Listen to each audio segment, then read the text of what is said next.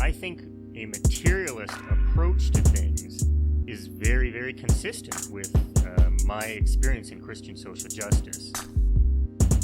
I feel like the deeper I get into anarchist practice, the deeper my faith is getting at the same time. I would hope that, securing means of life for all would be something all people of faith would say, oh yes, that's at the basis of what we think and believe.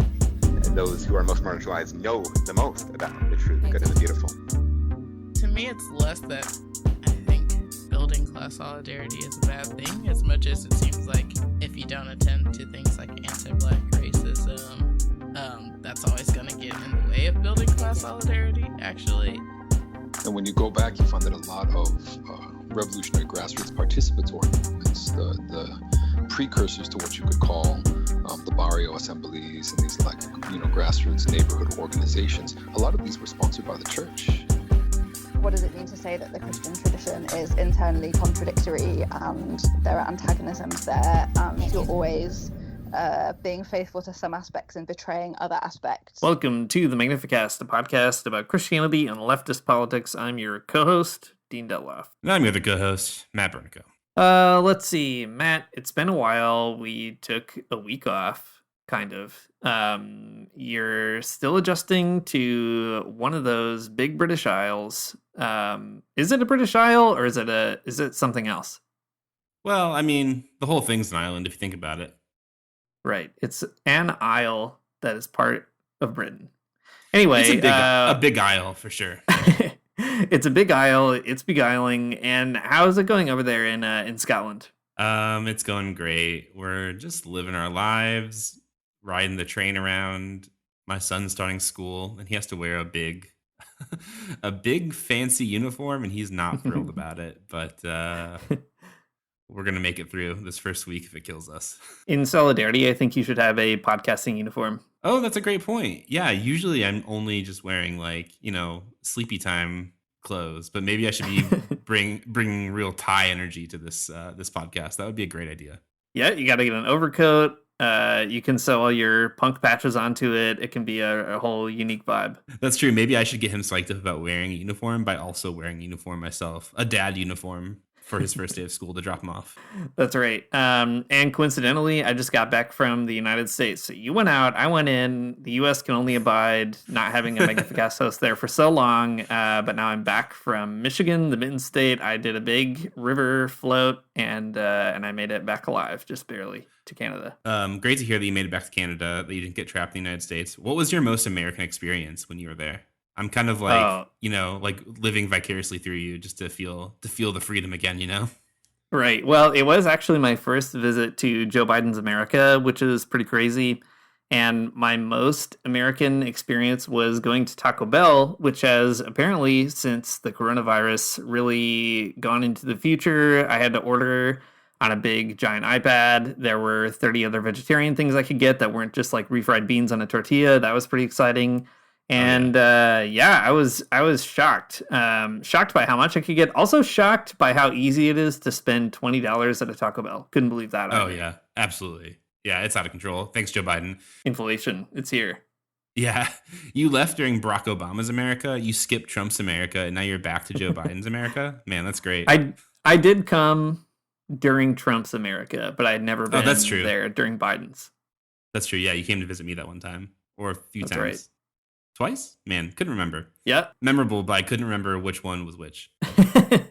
Well, folks, Here we are. We're outside of the United States again, and that's great. Hopefully all of you inside the United States, you're doing just fine in Joe Biden's America, surviving whatever's happening. It seems like the weather's bad. Good luck out there. But this week, we're not chatting about any of that. What we are going to chat about is Sergio Arce in his book, The Church and Socialism. Arce is a really interesting character within liberation theology. He's kind of a critic of liberation theology, but definitely within that orbit, I think, of vibe, the vibe orbit of liberation theology. But he's different for a few reasons, mainly because he's Presbyterian and not Catholic. So finally, all of us Protestants, we get to put one up on the board for ourselves, and that feels really great. Finally, a good one. There's some very interesting things about the Presbyterian Church in Cuba that I'm just now learning as right before we record this episode. and I'll tell you all about it a little bit later on, but it's very fun. So he's Presbyterian, and that's cool. But also the other big difference is that he's doing theology from within a socialist country rather than as a form of prophetic critique against a capitalist country or against, the imperialism of the United States or whatever. So there's a very different vibe to what he's doing, and I think it's really interesting. Liberation theology is always telling you, how bad things are and kind of giving you this really interesting theological critique of capitalism.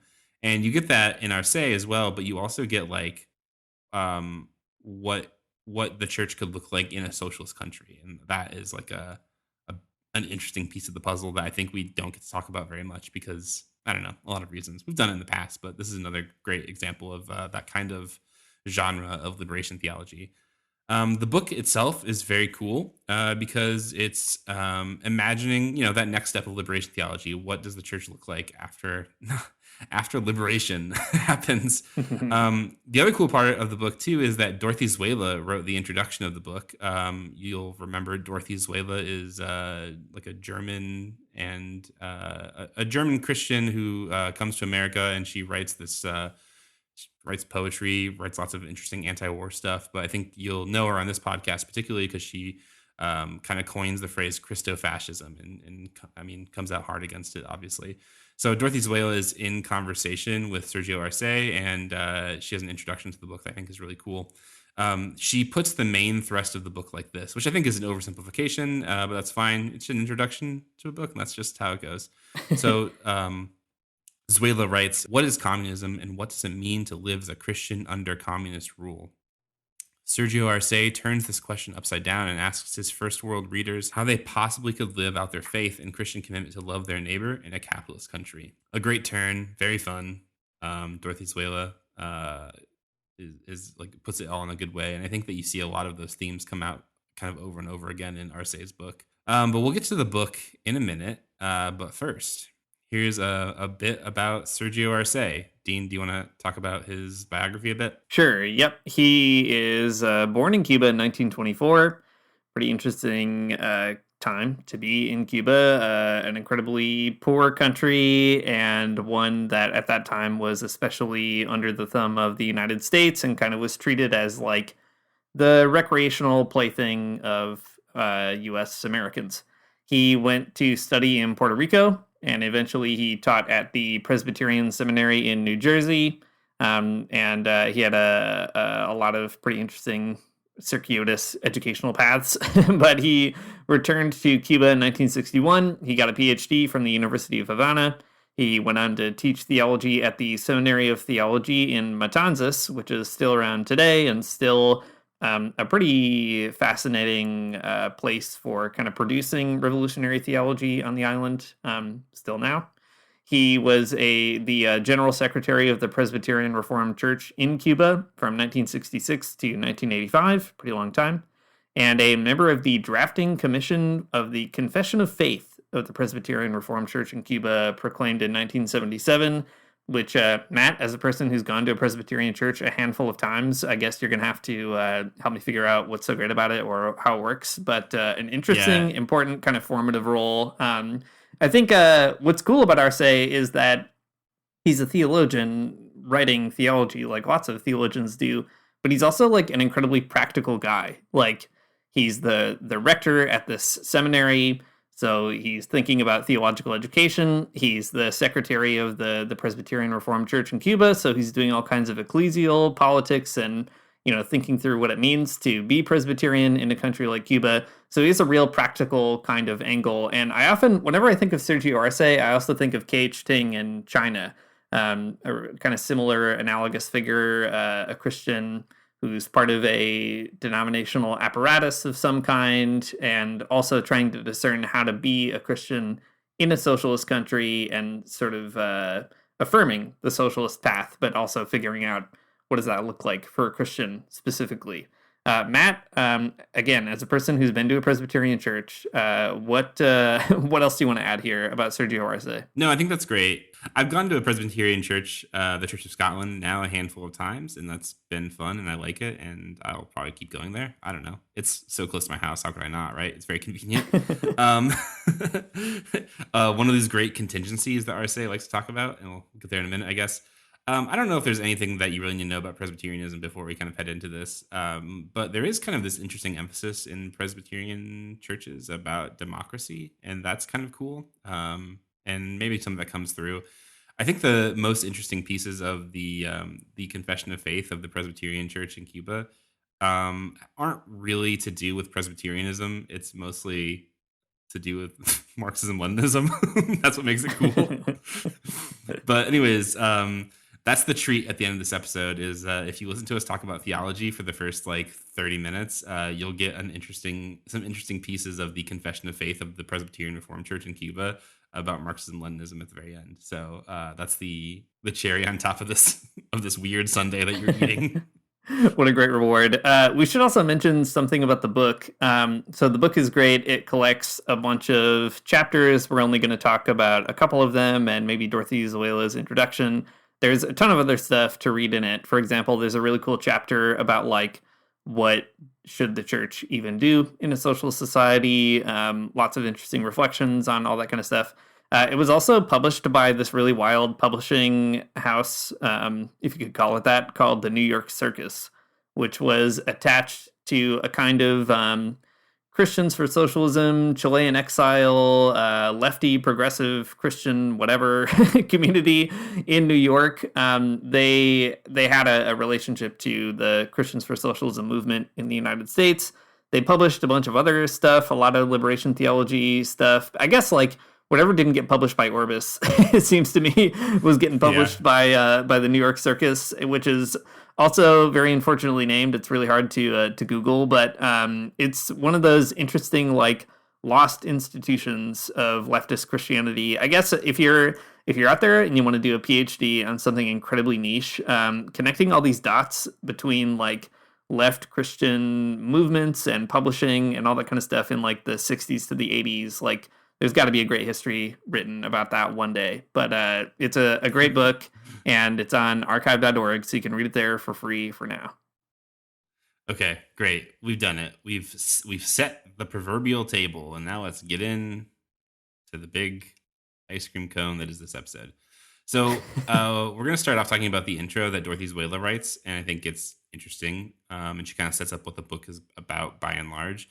The book is just like a collection of these essays, and there's a lot that connects them, honestly, but there's not like a thematic flow. So I think that what Zoela gives you at the very beginning is just like a helpful overview. So at the very beginning, she starts off talking about anti-communism and how it's ruined the brains of Americans. And I think that's a very good place to start. And that's like kind of why this particular book is important. It's a book that's written by this Cuban theologian, Arce. And he's writing it for people in North America to read, basically. Dorothy Zoela says it's kind of like, it's like building a bridge between these two different places. And, the United States government wants to tear that bridge down, but here we go. Sergio Arce, he's building it up. So it's cool. I think it's really interesting. There's a lot of different pieces that I think are worth pulling out, but the one that I really do, the first one I want to pull out at least is this quote here from, this is a quote from Dorothy Zoela, and she's quoting Arce in a few places, and I'll just read it. So she says, "What Sergio Arce critically states about the church in his country is true as well for other churches." This is a quote from Arce. "The church thinks only of itself and defending its institutional integrity, its exemptions, its privileges, its so-called rights, as if the church had any rights to the world."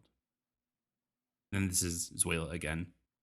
"In many countries, the church has been very rich in terms of buildings and land, in terms of tax exemptions and other privileges, in terms of social status. The misalliance between the church and state power had been seen as a natural privilege since the Constantinian age of Christianity. Now we live in a time where this misalliance breaks down. Many Christians call this breakdown persecution, where in reality, it's the reduction of an overprivileged group to the normality. The Constantinianized church gets the chance to become re-Christianized." So this piece at the beginning here is great, and it's an important kind of part of the puzzle because, during this particular time period, it's still even, people are always really suspicious of the church in socialist contexts. Whether it's China or Cuba, right? It's like these socialist countries degrade the right of religion in X, Y, and Z ways. But this is sort of a recontextualization of what it means to be a church, I think, period, in terms of how it relates to the state. And I think it's an interesting reframing, right? It's not necessarily the persecution of Christian churches, though that's how Christians feel because they're sort of getting downgraded to normality. It's just it's not that. It's being treated like any other institution and not put above them. So anyways, that's an interesting note that she starts on to kind of contextualize how the church and state sort of relate with regards to Cuba, and that she thinks it's good. And I don't know, an interesting place to start the conversation. Yeah, it echoes what she says elsewhere about the church in East Germany, in the German Democratic Republic as well. She wrote a pretty interesting essay, I think we talked about literally years ago on this podcast, in the Monthly Review, where she talks about Christian Marxist dialogue in Europe. And she says essentially the same thing there, that the church has been disciplined by the state for sure. It's lost a bunch of its institutions and its role in society, etc. And she admits, too, that can be like a really painful process. And, I think that like there's probably room in Zoela to sort of say that maybe not all the way that happens is necessarily a good thing. But it does kind of create a ground, I guess, in which the church is able to basically re-encounter what it's supposed to be doing. It can't really take for granted that it's like an institution of moral authority. It has to earn that right in a way that it doesn't have to when, everybody is a Christian or everybody thinks Christianity is fine and good, etc. And I think there is something to that that's pretty interesting. She mentions, Sue, here that Americans or U.S. Americans have a specifically weird time with anti-communism. She plays that up a lot. And as a person from Germany who spent a lot of time in the GDR, she tells some pretty funny stories about like talking about Christianity in Germany and someone being like, that can't be right because there's no Christians in communist Germany.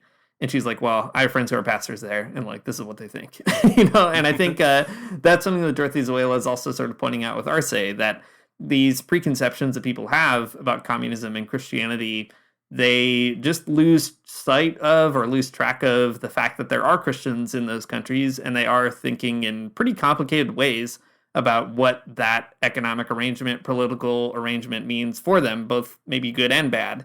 And I think it's a nice way to contextualize Arce, to say like, we have to be able to get over a kind of anti-communist bias in order to entertain the possibility that maybe a Christian in a communist country doesn't feel like they don't exist, right? Or doesn't feel like their faith is made up, or maybe there's a kind of authenticity to it that we need to kind of make room for. Or even that, like, you have to get over the anti-communism of even feeling that, like, making the church a regular institution like any other institution could be like maybe even a good thing, that it's like a sort of a different arrangement that Americans have a hard time, I think, parsing out because of the way that the church is extremely central to the story of the United States. But this is a different kind of telling, and you have to get over that hump before you can even start considering like that there are Christians there. Yeah, exactly. I think that's the big piece, is just trying to attend to the reality of Christians in a country like that. She goes on to say, listening to Sergio Arce's voice, I'm made aware again of the shifts in the life of a church in a socialist society. There are things taken away from the church, class bondage, privileges, and power, and there are things given to Christians as new chances and challenges. The church may have the chance to be more incarnate and worldly than before. I find traces of a new ecclesiology in Arce's book. The serious threat to the church is Docetic heresy, she says, quoting Arce.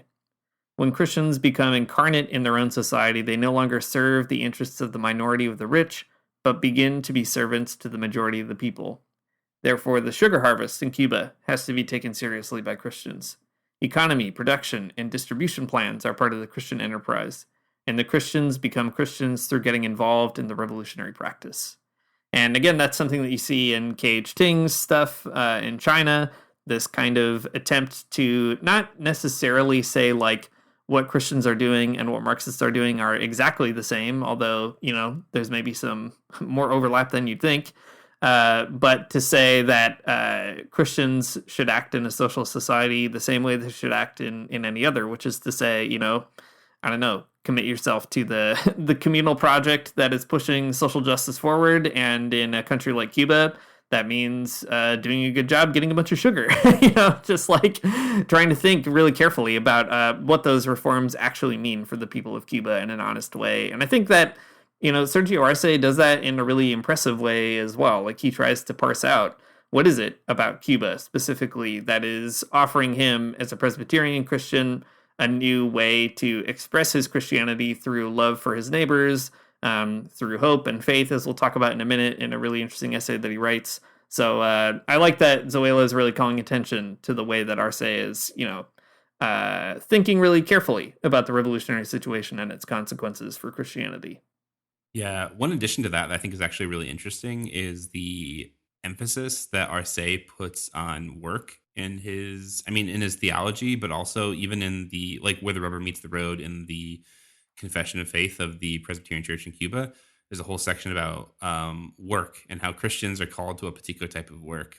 And it's interesting because it's like work is important for Christians for a few different reasons, but mainly because people in general, human beings as they exist in the world, are communal beings, and work is a type of like expression of love in that communal setting where you're like working towards something that's good for everybody, like the sugar harvest in Cuba, or some type of other economic production, or whatever it is that you're doing. Work is like an important part of the whole.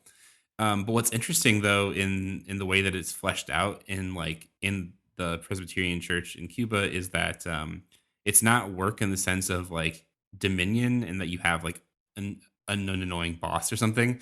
It's he says it's like it's work. It's a type of work that you do, but like you don't have a boss. You have Jesus, who is like your brother. Like you have like that kind of coworker, right? So it's a different framing.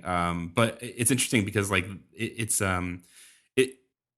really it's focusing on doing things, right? It's participating in the revolution. It's participating in Cuban society. It's doing the work. It's like doing these things. It's not necessarily about like believing X, Y, and Z thing or saying a particular type of prayer or whatever. There's no pie in the sky. It's all pie on the counter. It's all pie on the counter. Zoela ends her chapter also with some questions that she wants to pose to Arce that could be kind of productive points of tension. And I think that's important to note just because, she's not like offering this as a kind of uncritical look. And I think Arce is also not expecting like an uncritical reception either. There's lots of room for dialogue. She's mainly concerned about Arce's emphasis on rationality, which she is I think, really interesting. She talks about like the feminist critique of science being the ultimate, rhetoric, and that's really fascinating given that Arce is trying really hard to negotiate living in a Marxist society, and Zoela is trying to sort out maybe another angle of critique on some of that rhetoric, which is pretty interesting. But she also has an interesting line about Arce's critique of liberation theology, which we can talk about maybe toward the end. He does have a critique that I think is like also not fully founded. I think Zoela's got him on that one, but also makes an interesting point. All that to say, though, Dorothy Zoela, it's a really nice introduction just to be like, here's what Arce is doing, and also here's maybe some interesting points where Arce too is going to have to like continue to dialogue in an exchange with Christians outside of Cuba. Dorothy Zoela is right. These are some productive points of tension. I love it. It's great. Okay, so that's Dorothy Zoela's introduction. It's cool. The first chapter of the book that we read is called "Why Am I a Christian?" And it is very interesting. I actually like it a lot.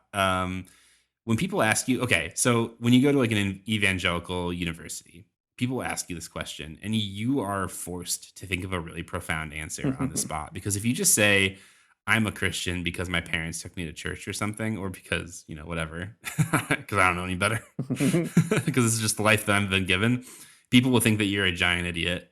But what Arce does is something different. He says, I'm a Christian because my parents are Christians. Basically, that's the argument, at least one of them that happens in this chapter, and I do like it. We'll get to maybe that more in a minute, but he starts off this section saying, in my case, being a Christian relates to the path. That is, experiences that I've had throughout my life, the immediate reality that confronts me each morning when I go out on the street. the real material life that I'm living here and now. This framing of the path as why I'm a Christian, I think, is important, right? In some stories, like that you'll hear about theologians, like John Wesley, for example. This is always a good example that I always think about, right? John Wesley has a story about becoming a Christian where his heart was strangely warmed, right? And he was a Christian all of a sudden. And you hear this in evangelical churches all the time where people, they pray the sinner's prayer and their whole life changes. But for Arce, it's different. There's a path. It's not just like one thing that happened to him that made him a Christian, but it's this whole sort of life that's laid out before him. And the first part of that life, I think, makes sense, is about his parents. There are three parts, right? There's he's a Christian because of his parents, his family. He's a Christian because he's encountered Christ in the face of the poor, and then he's a Christian because he's a revolutionary. These are the three of them. And what's interesting is we'll talk through them all in a minute. But what's interesting is that each of these is a type of what he calls imposed necessity that he didn't necessarily choose. So he says, my gospel resembles that of Paul, and as in his case, announcing it, which is to say believing it, is a matter of necessity, which has been imposed on me. And then he says, here, I am a Christian out of an imposed necessity. I didn't choose to be a Christian, but why then am I a Christian? I like it because it's like actually pretty materialist to think this way, that you're not a Christian because of some profound reason, because you prayed the sinner's prayer just right and asked Jesus into your heart. But you're a Christian for all these other kind of like interesting impositions that have been pushed onto you. And, you know, there's one way to look at that where it's like, well, this is actually like too sociological and it kind of takes the spiritual aspect out of it or something. But I think on the other hand, I think it's fine just to recognize that God does these things too. Why not? I don't know.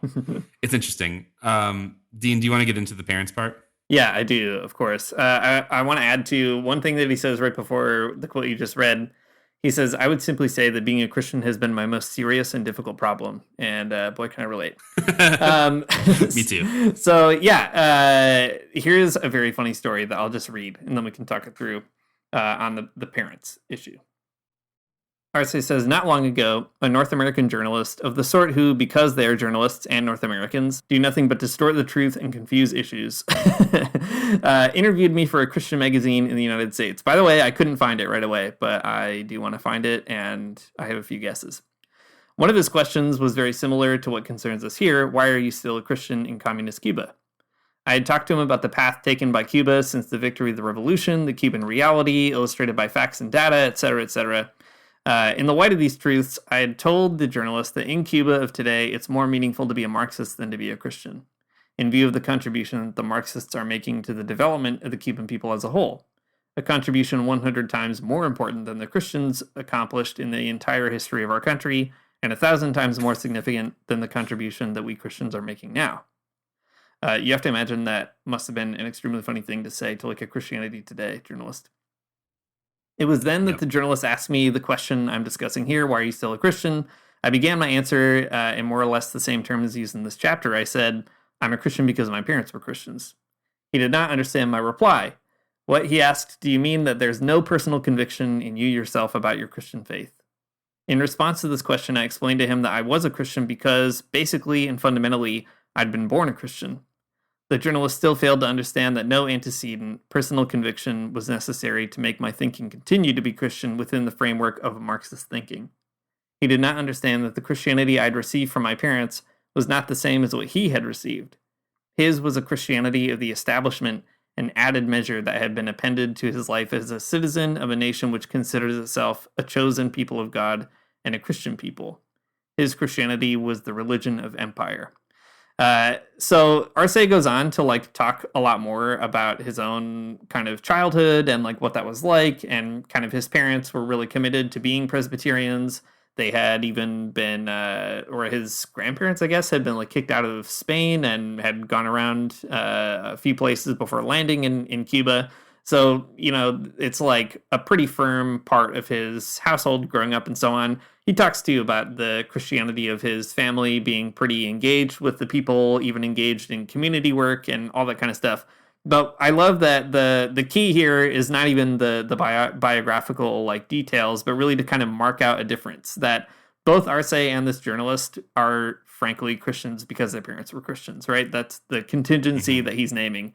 But the kind of Christianity that you might grow up with in the United States doesn't prepare you to maybe have the same reaction to the Cuban Revolution that the kind of Christianity Arce grew up with. And I think naming that kind of contingency is really healthy. It's like a profoundly anti-evangelical move, right? Like, your Christianity isn't contingent on saying the prayer correctly or getting it all right or passing the test or telling a great story of testimony or something. It's just about kind of acknowledging the contingency of life that you have and then taking it on board in an intentional way. And in a roundabout way, I think Arce is sort of getting at something we talk about a lot on the podcast, which is that Christianity is sort of a thing that most of us are thrown into, whether we like it or not.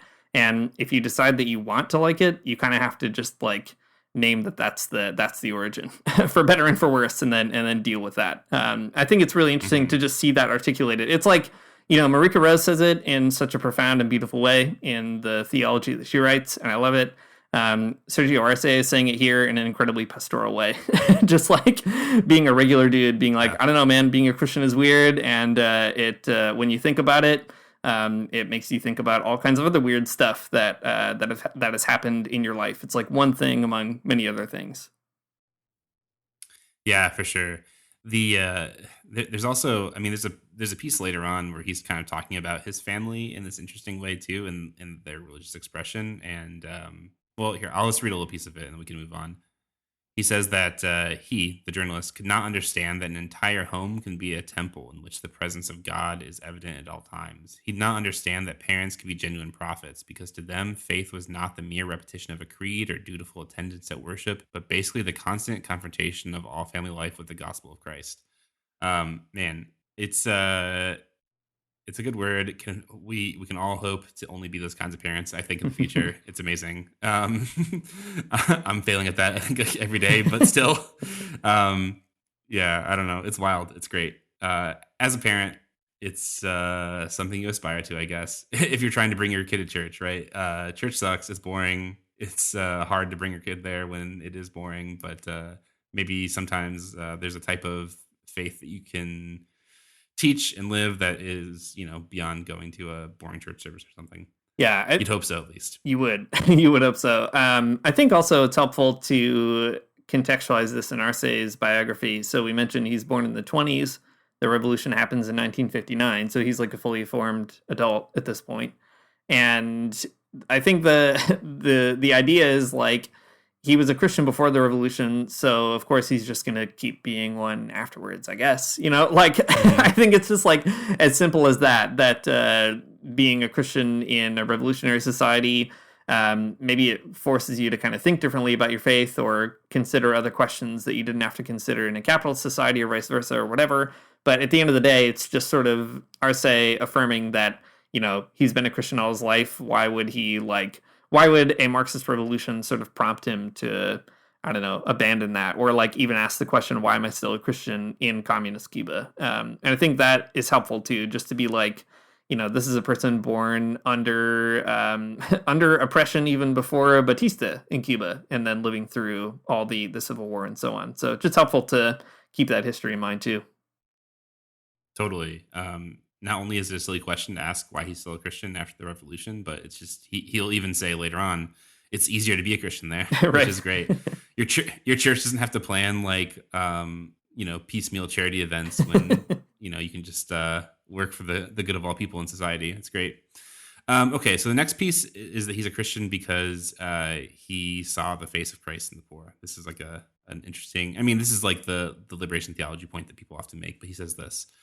I'm a Christian because I was born and grew up in a capitalist dependent country in a North American neo-colony, in a country that is now misnamed the Third World, the underdeveloped world, the world of the poor.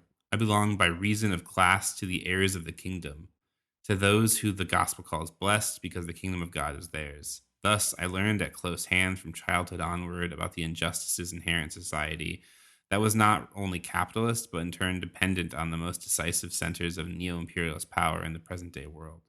In fact, the entire history of Cuba, like that of the rest of the underdeveloped world, is the history of colonialist and neo-colonialist exploitation. Cuba was dominated first by Spanish imperialism for 4 centuries and then by North American neo-imperialism for 60 years. As early as adolescence, the material and spiritual poverty of my people assailed my Christian feelings, created in the warmth of my home. So what you get here, though, is, not unlike other types of liberation theology, it's, the encounter with actual suffering with other people in the world in combination with like the type of Christianity that he's learning about at home and elsewhere. That's, where he's encountering, Christ. He's encountering Jesus in the people who are like him, poor and oppressed, not just by Cuba, but also who are oppressed by the colonialism of the United States. I don't know, Dean, what do you think? Yeah, I think it's again just kind of naming that other contingency that just like he didn't choose his parents, he didn't choose the country into which he was born. And I think that is also a really just fascinating way to reflect on being a Christian. I will say, I think you're right to point out the resonance here with other liberation theologians, right? Seeing Christ in the face of the poor, you could kind of imagine basically the same paragraph being written by Leonardo Boff, for example, just switch Cuba for Brazil and Spain for Portugal or something. I don't know, but it's definitely a trope there. But maybe this is even a good chance to really briefly kind of do an aside on his critique of liberation theology, which I think is, like I said, not fully fair, but has an interesting point. He talks a little bit in a different essay about how liberation theology to him is still too heady or too abstract. And it's good at making critiques of capitalism and dependency, but it doesn't turn the corner to then create a whole theology that affirms socialism as the answer to that problem. And Arce is like, that's what we actually need, a theology of socialism, which first of all is really fascinating, very interesting. And I think a good proposal. Yeah, you got to think about how to theologize for the kind of positive revolutionary program. But at the same time, and Dorothy Zoela points this out too, it's not like liberation theologians aren't doing that, even though they don't live in a socialist society. So if you read Good Theology of Liberation, you see pretty strong and explicit commitments to socialism in that book, for example. Dorothy Zoela mentions the situation in Nicaragua, like are the Sandinistas not doing that when they're doing theology or what? So I think that there's like some interesting, like he's painting with too wide a brush here, but he does raise an interesting point that it's true. On the whole, if you pick up a book by a liberation theologian, you're gonna learn a lot more about capitalism and development and dependency than you are about what it looks like to be a Christian in socialism, which makes sense. They're writing from their contexts and they don't live in socialist societies, for the most part. So there's something there. And nevertheless, I think that it's an interesting critique of liberation theology, and it's one that you also get again in K.H. Ting. I guess I'm just making all these references because it's rare that you get a theologian, reflecting from a socialist society on liberation theology. But Ting has a similar critique, or at least a distinction between K.H. Ting will say, we're not liberation theologians in China because we're living in a post moment of liberation. What we have to do instead is think about the construction of our society and how do we do that theologically. So he's like, no shade to the liberation theologians, just not what we're about. And I think you get something similar here in Arce. All that to say, liberation theology has a lot to do with Cuba. Fidel was really interested in it. I'm sure Arce probably says more about it elsewhere, but all that to say, just an interesting moment to pause to be like, he's affirming a pretty substantial point that liberation theology does, that you encounter it in the face of the poor, but also makes an interesting challenge to people who want to be into liberation theology. I could say more about it, but let's keep going because we don't have much time. Too much time spent talking about Taco Bell. Anyways, in the last section of this "Why Am I Christian" chapter, he says that he's a Christian because he's a revolutionary. So he says this. How can one be a Christian in a socialist society? My answer has always been the same. First, we have to ask ourselves, how can one be a Christian in a capitalist society? How can one be a Christian in a society where love of money, a desire for ostentation, a greed for profit, and a thirst for possession consume the interest, time, and efforts of those who comprise it? To be a Christian in a socialist society is a relatively easy matter. The concern, the effort, and the increasing interest of the majority of our fellow citizens, whether they call themselves Christians or not, are devoted to contributing as effectively as possible to the material and spiritual welfare of everyone. How can it be difficult to be a Christian in a country where the self-respect and dignity of all citizens has become the religion of the Cubans? This is cool, though. I think it's really interesting because, this is what it made me think of, I guess. In college, I went to visit a monastery once. It was like a Benedictine monastery. It was cool. It's like one of those trips that you do as an evangelical college student, and you see, people who are really serious about their religious life. So much so that they give up everything and go live with a bunch of other guys. And on that trip in the monastery, people are like, why do you live like this? It's basically the question that we all want to know. Like, why would you, give up being married or having a job or playing PlayStation, to pray 15 times a day and to, eat in the same fart smelling room with other guys? And, what they tell us, though, is that it's like it's Christianity on easy mode. It's like they can never be Christians in the outside world. It'd be too hard. But in a monastery, it's really easy to be a Christian because the whole way that your life is set up is to be a Christian.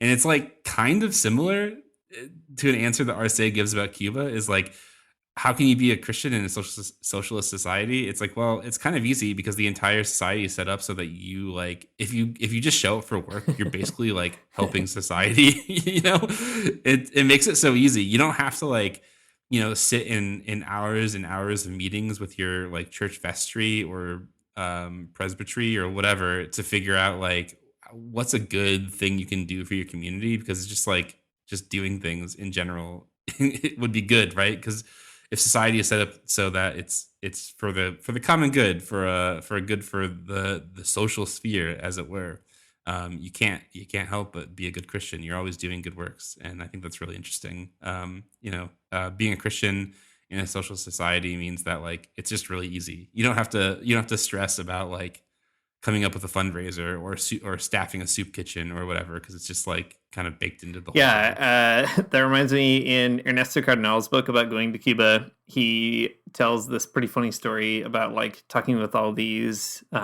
young Marxists when he's there, and he's like telling them about Solentiname, and it strikes him as he's talking about it that he's like, I'm basically explaining to them, oh yeah, in Solentiname we have this like community and it's really special and we care about each other and so on, and like they don't really seem that impressed. And he's like, oh yeah, because I guess that's what Cuba's trying to do as a country. It's like not that exceptional. It's like really hard to do in Nicaragua, but not as hard in Cuba, at least from Cardinal's perspective. So I think there's something to that, right? This kind of monastic reading of the Socialist Project.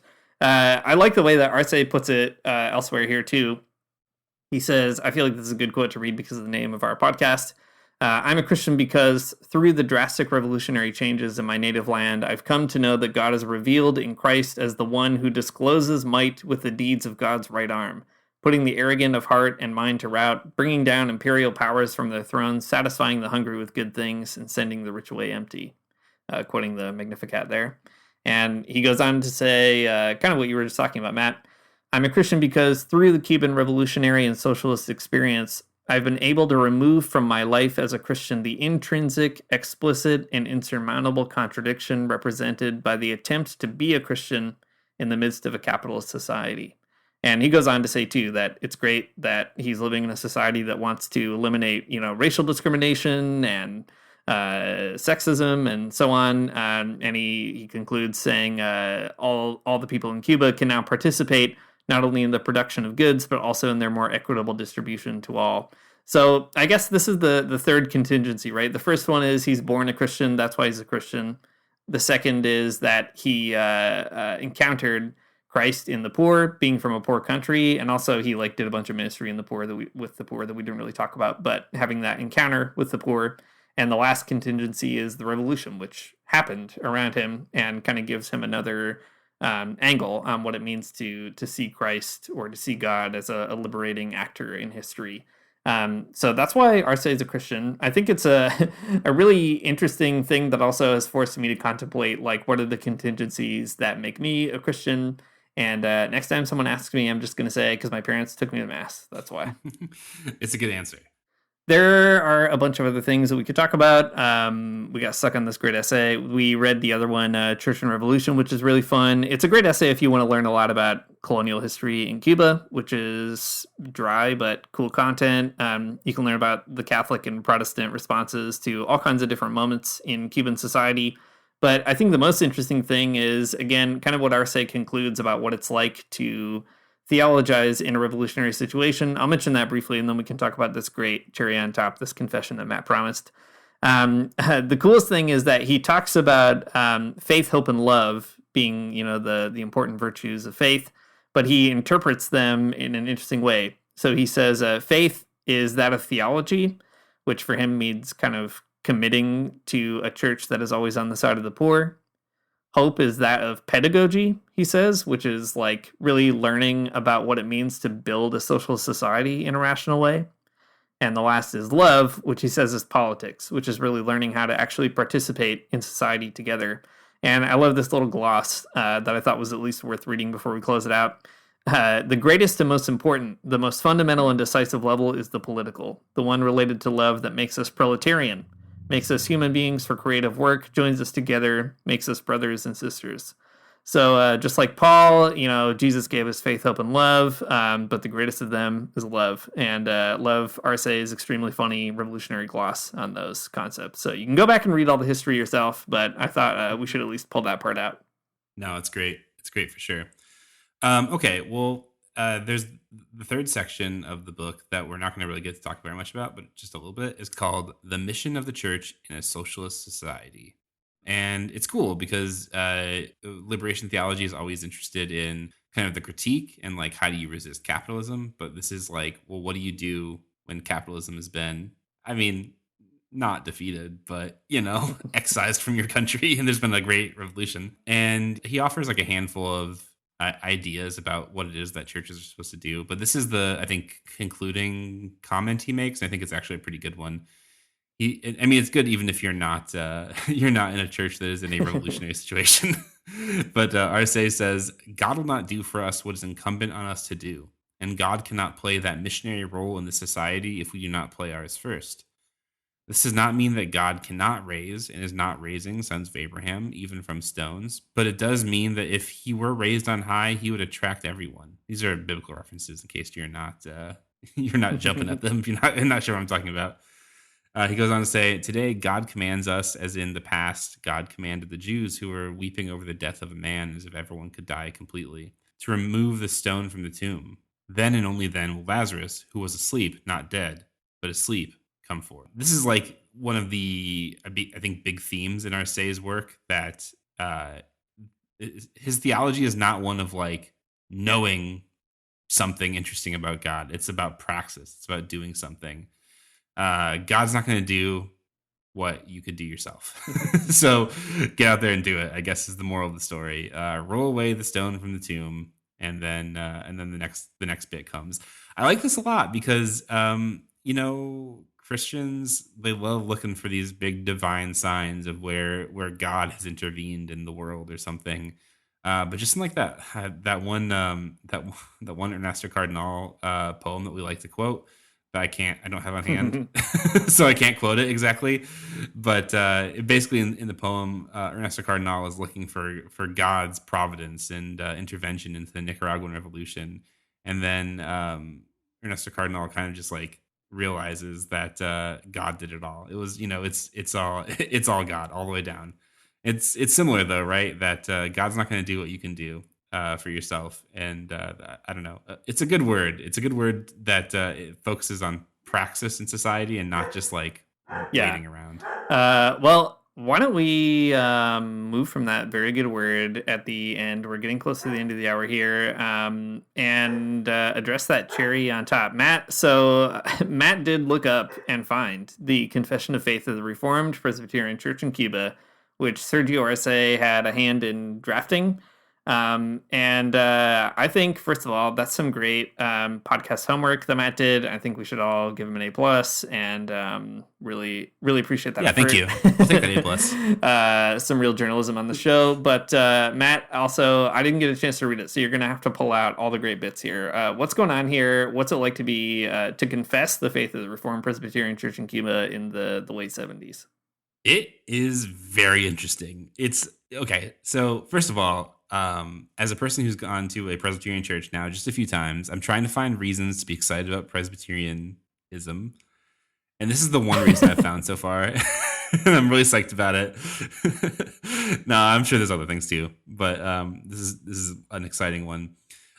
So some of it is like more or less, boilerplate kinds of things that you'd find in any confession of faith in any church, but some things are a little bit different vibe to them.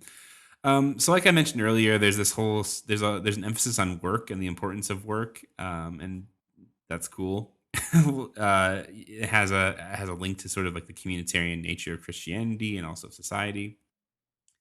It also lays out from this confession of faith explicitly says that humans are communitarian beings and that they are supposed to be kind of in community with one another in specifically in like socio-political ways, right?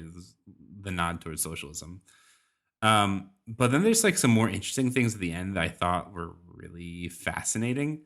So I'm just going to read this kind of piece of it here, and we can talk about maybe what it means and how it kind of is in line in a lot of ways with Arce's larger theology that we've been talking about here. So this confession of faith was proclaimed by the Reformed Presbyterian Church of Cuba in 1977. And in case you want to go read it yourself, you can go find it in a book on archive.org called Reformed Witness Today, a collection of confessions and statements of faith issued by Reformed churches. And it's got them all in there. So if you ever want to read the confessions of faith from different churches, different Reformed churches, you can go to that book and figure it all out. Who wouldn't want that? It's exactly the question. Okay, so the very end of the confession of faith says this. A few interesting notes.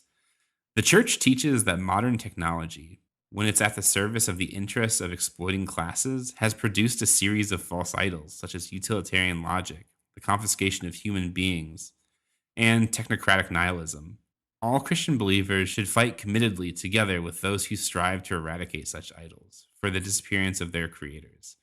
This piece is very cool. It's a great Marxist philosophy of technology right here, and a great theology of technology right here. It's definitely not something that you'd normally find in a confession of faith. Going hard on the exploiting classes piece is definitely kind of out of the ordinary. But here's where things get really interesting. The church, meaning the Reformed Presbyterian Church in Cuba, teaches that when our people choose Marxist-Leninist ways of development through a socio-political revolution, a more human relationship with nature has been brought about as well, as a primary concern for the health of the people. The Marxist-Leninist revolution has proved to be the only way which makes technological and ecological development possible and which successfully puts an end to underdevelopment. This phenomenon of underdevelopment has produced infrahuman beings, victims of exploitation and oppression with the world capitalistic and imperialistic system. This church joyfully lives in the midst of the socialist revolution, since the revolution has concrete and historically inaugurated a series of values in human relations that make it possible for the whole technical scientific development to be at the service of the full dignity of human beings. A very interesting end to a confession of faith, a different one, right? It's people, Christians have, they're interested in Jesus. They're interested in being stewards of creation. They're interested in being communal beings and being citizens of a country. That's all normal stuff, no big deal. But then you get the great turn at the end of Marxism-Leninism is specifically the only way which makes this all work, and Christians should be really jazzed about that. And this church in particular is just having the best time during this great revolution. I think it's so interesting because Arce is always emphasizing the importance of doing, right, of praxis. rejecting, the Docetist and like Gnostic, I guess, like heresies, and saying like, no, Christianity has to be material, it has to be doing something. And the way that the way of doing things that makes the most sense is Marxism Leninism, and that's very funny. That's like in an official church document. You'll love to see it. You love to see it for sure. What an incredibly wild thing for the Presbyterians to say. So I guess you have to print this out and then take it to the pastor at your new Presbyterian church and be like, "Hi, can I do this one? Can I confess this one though?" I've got to confront her about it and see what she says. It's like, do you like? I think Presbyterianism is great, and specifically this particular church confession is the one I'm all about. Though. Yeah, I mean, you can't imagine the Scottish one ending with like, and also we really like King Charles. It's just like not a good note to go out on. No, totally. I think that's right though. You can definitely see like the liberal objections to this kind of thing, that like more liberal theologians would be like, well, you shouldn't say anything about a particular political system in general. That would be bad form. It's bad theology, whatever. But I think that in the context of socialism, I think it makes a lot of sense, right? Like you want to get things done. You want to have a society that looks better, that takes care of the poor, that takes care of all kinds of people. Then this is how you have to do it. And I appreciate the Protestant impulse to just like put your cards on the table, say what you mean, and not like beat around the bush. That's right. It is a very here I stand kind of moment. Well, all right, we're getting to the end here. I think what I really love about Sergio Arce in particular, and this reflects on what you were just talking about with this confession, is that he really gives the lie to the notion that there just like cannot be an authentic kind of Christianity in a revolutionary situation. And I think too, like we talked on this podcast in the past about Fidel and religion, and kind of Fidel Castro's views of religion being more nuanced or moderated than people might guess. But it's one thing to be like, here's a Marxist leader of the state saying something to a Catholic priest, like you can maybe create a lot of cynical explanations of that. I don't think that you should, but you could. I think it's different though when you hear somebody like Sergio Arce, who had been a pastor, he had been the rector of this theological seminary, he was the secretary of the Presbyterian Church, like a guy who is a true believer in his faith tradition. To hear that person be like, I'm down with this project, and I think it's giving me these different opportunities and challenges and so on. It gives a lie to that sort of anti-communist bias that people might have that suggests you can't really be a Christian and affirm, a different model of development or a different model of social life together. We just talked a while ago about the USCIRF report, the U.S. Whatever it is, whatever that acronym means, something about religious freedom. A report that suggested that basically, like, there aren't any Christians in Cuba who are like down with the project, and the ones that are down with the revolutionary project are like plants, or they're kind of party functionaries who are made up, or they're lying, or they're spies, or whatever. And a person like Sergio Arce just blows up that kind of interpretation, I think. What do you think, Matt? What's great about Sergio Arce today? Yeah, I think what I appreciate about it is, I think just the bluntness, right? That like if you're a Christian, right, you probably have some kind of like idea about what society should look like. And Sergio Arce is just lays it out and says, and this is what you should do then, right? If you're a Christian because you think that you should change the world and that you should, act with the poor toward their liberation, then here you go. This is how you do it. And there's no splitting hairs. I like it. I like the bluntness of it. It's really appealing to to my Protestantism. It's giving me exactly what I want. Just tell me what to do, and I'm going to do it.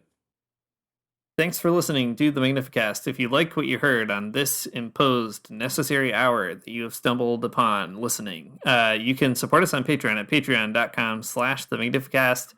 You can find us on a bunch of social media. We made a Blue Sky account recently. I don't know, same social media boss, or new social media boss, same as the old one. But we're out there. We are tweeting and skeeting and posting and whatever. Our music is by Mario Armstrong. Our outro is by The Illogical Spoon, and we'll see you next week.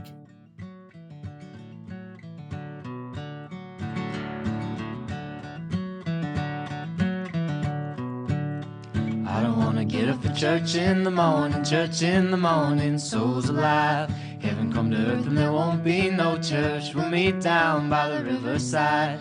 There we'll swim with all creation. Never get tired, never bored. Don't worry, someday there'll be no dam between us and our Lord.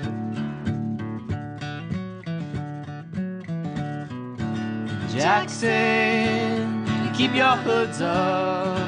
Well, you keep your hoods up and you stay up late. In Jackson, you keep your hoods up. Well, you keep your hoods up and you stay up late. Oh, don't mind a cold night, but we might mind if you leave too soon. So come on now, it's still early. At least I would else.